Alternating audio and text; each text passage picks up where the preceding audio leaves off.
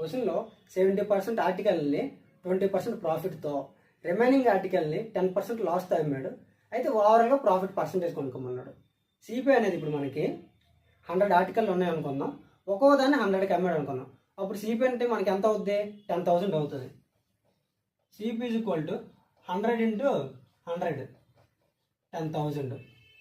Okay, ఇప్పుడు SP అనేది దీంట్లో 70% ఆర్టికల్ని 20% ప్రాఫిట్ అమ్మాడు.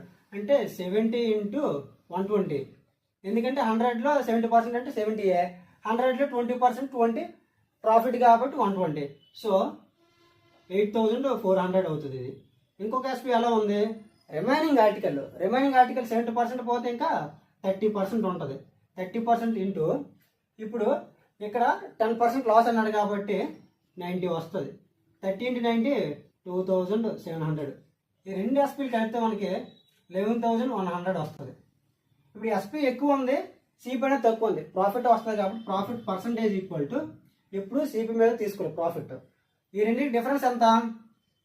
1100 బై సిపి ఎంత?